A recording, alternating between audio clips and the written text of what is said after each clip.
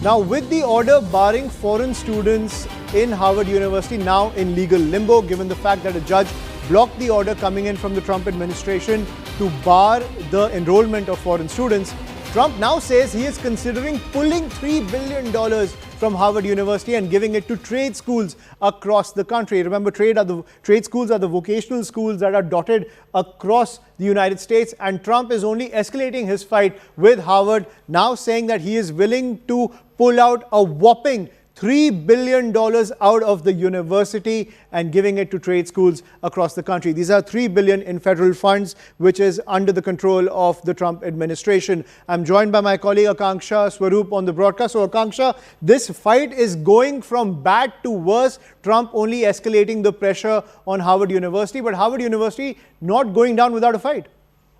Absolutely, Ayushman. And as Donald Trump has announced in his post on Truth Social that he's going to take out that funding worth $3 billion and divert it for trade schools which focus on teaching practical skills for various trades and professions. And there's been this consistent focus on skill development in the United States from the previous Biden administration also. So it's not a surprise that Donald Trump is planning to do that, but he's look at the reason that he's giving for withdrawing this federal funding, which he's saying that I'm considering taking $3 billion of grant money away from a very anti-Semitic Harvard. So he's still grudging against Harvard for all of those pro-Palestinian protests that they had hosted on the campus. But having said that, as you rightly mentioned, yes, the university is not giving up without a fight. They had already filed a lawsuit last month in response to Trump's earlier move to strip the university of $2.2 billion in federal funding. They have alleged that this action of the U.S. president is unlawful. And last week itself, as we are all privy to it, that Harvard had filed a second lawsuit over Trump's attempt to bar it from enrolling foreign students. And soon after, a federal judge had temporarily blocked Trump administration from preventing any Harvard students,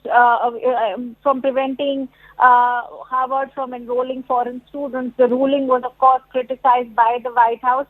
And so we'll have to see how Harvard wants to take this forward.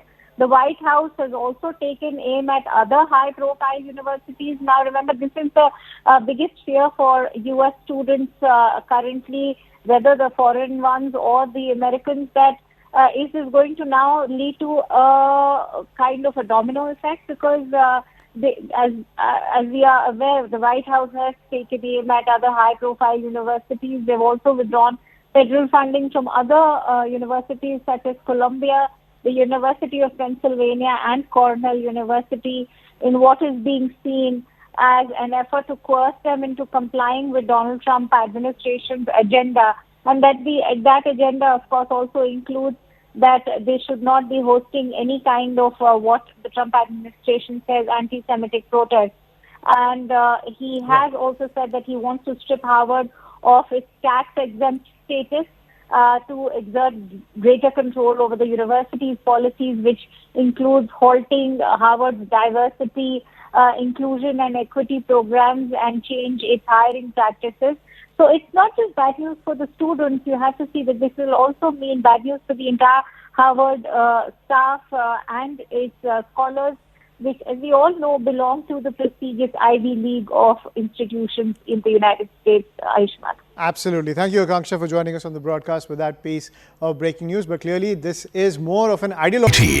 Is now the clear leader in digital media, with 55% more users on native platforms and social media than Times Internet.